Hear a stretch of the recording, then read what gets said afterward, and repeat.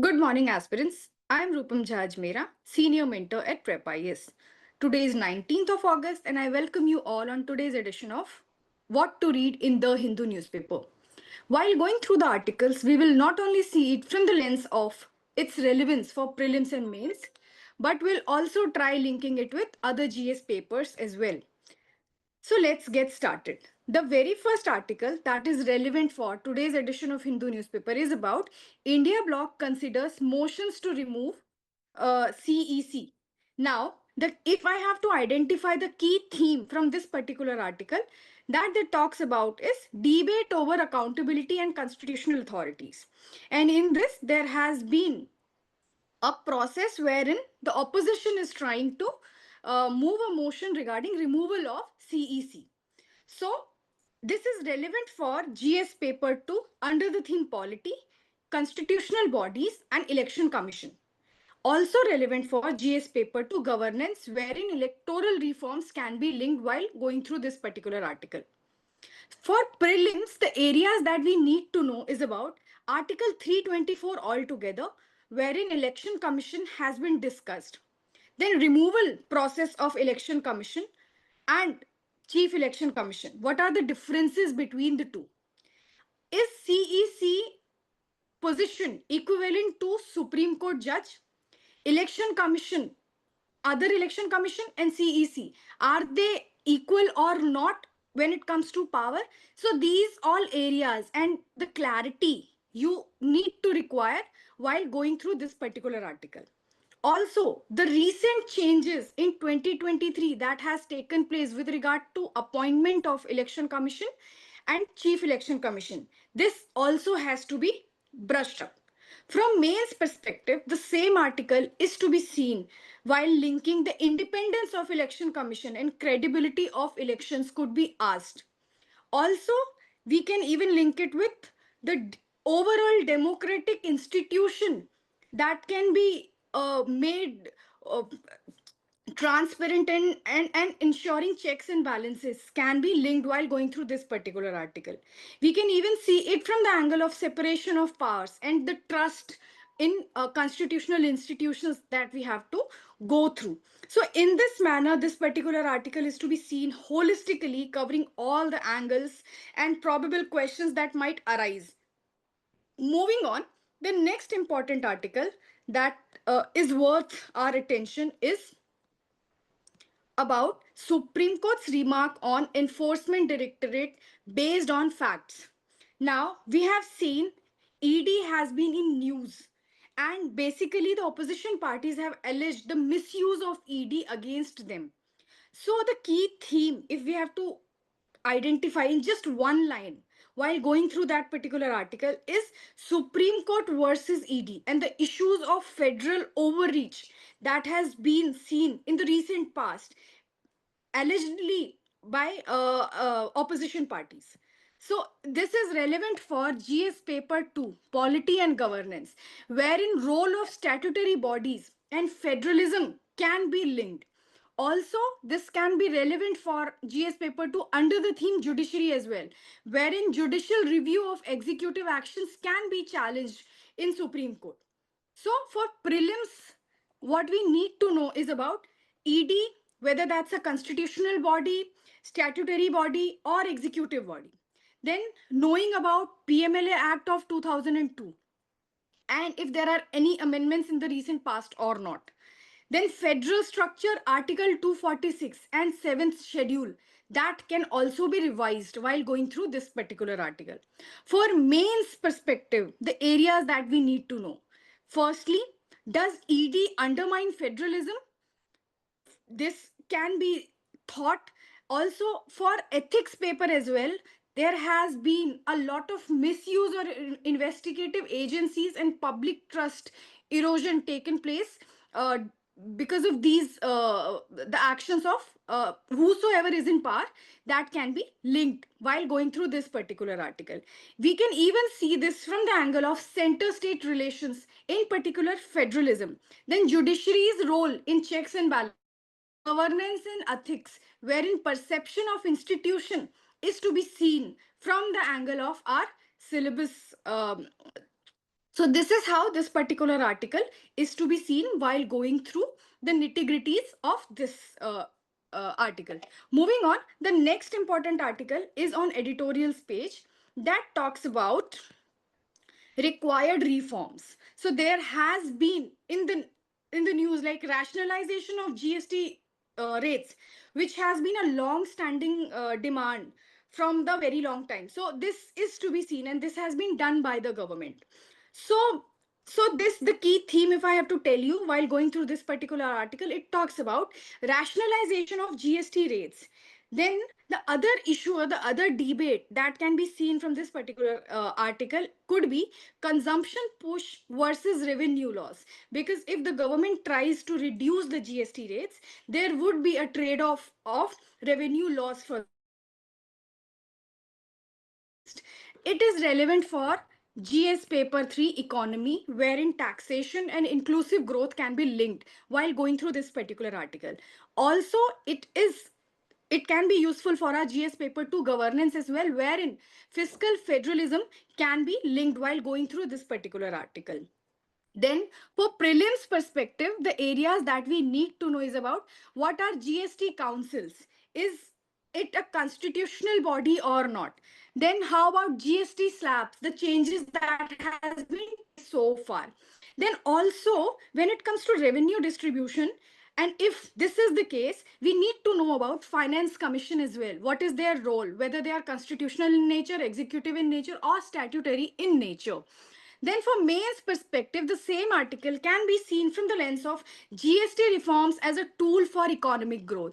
Recently, income tax bill has also been introduced, and GST rationalization of slabs has also taken place. So, in particular, 2025 can be seen as a watershed movement in taxation reforms with regard to Indian economy. So, this can also be analyzed like that. And also, state central fiscal relations and compensation to states can also be linked, the issues arising it and what are the demands for the state. So this is how we can link this particular article, wherein federalism with regard to center state revenue sharing can be seen, inclusive growth in economics topic, and at the same time social justice, what this entire reforms is meant for and who are the beneficiaries of it. So we can even link it with social justice as well, wherein impact on middle class and poor, how it would bring up. So the next important article that is to be seen from today's paper is about familiar impasse. So, talks on limiting use of plastics must be built on mutual trust. Now, the key theme that can be discussed from this particular article talks about there has been a lot of debate and discussions on banning plastics and reducing plastic waste. So there has been, and but the outcome has always been failure on consensus on cutting plastic production by both the developed and the developing countries. So the mapping of syllabus, if it falls under, would be around GS paper 3 environment, wherein pollution and waste management could be themed from this particular article. Also, GS paper 2 IR as well, the role of multilateral negotiations that happens within the countries. So for prelims perspective, the areas that we have to keep in mind while going through this particular article is what is UNEP and its initiatives with regard to plastics. Then India's plastic waste management rule 2016 and its amendment that has happened afterwards. Then we have to know about the data, how much waste we produce and what percentage of that waste is being recycled. Then we can even interlink it with circular economy as well. From May's perspective, the same article can be seen plastic as an environmental and health challenge, and how do we reduce it. There has been a lot of initiatives taken far, so you can even present plastic management as a case study, the best practices from all across the world and the learning that our own state and several NGOs have taken so far. So this, which can be used as an example in your essay and ethics ka paper. So this is how this particular article is to be seen holistically. The next important article that is worth our attention is on the path to end global hunger runs through India. So the key theme that has been emphasized in this particular article is the role of PDS as a reform, how they played a key role in reducing hunger in India. So while mapping through the syllabus, this will fall under GS paper 2, role of welfare schemes such as PDS and portion scheme. This can even be linked with GS paper 3, agriculture and food security. Also relevant for GS paper 1 under the theme society, wherein poverty and hunger can be linked while going through this particular article. From prelims perspective, we need to know the ranking of India's in global hunger index. Then there has been a report that is mentioned in this particular article, the state of food security and nutrition in the world 2025 reports, with India specific data that we need to know. Also, our own sort of reports, for example, national sample survey data that can be seen. From prelims angles, the areas that we need to know is about what is one nation, one ration card, then agri stack, enam, FAO, SDG goals. How are we trying to achieve all these goals? From Main's perspective, the same angle can be seen transformation of PDS via technology, how the real beneficiaries are being identified and corruption is being reduced by adoption of technology. Then afterwards, agri food system reforms for nutrition that is required, and what are the initiatives taken so far by India in this regard. So this particular article is to be seen in this particular manner, wherein we can try linking technology in governance to bring a change that we are facing over a period of time. So agricultural reforms, nutrition and SDGs can be revised while going through this particular article. Moving on, the next important article that is worth our attention is who decides nomination to UT assemblies. Now, the key theme that can be linked from this particular article is nomination process of UT assemblies. Also, if we are revising Union Territories nomination process, we can even revise the Rajya Sabha and Lok Sabha nomination process as well. And what are the differences between the two? This will fall under GS paper 2 polity, wherein parliament, union territories and Rajya Sabha nominations can be revised while going through this particular article.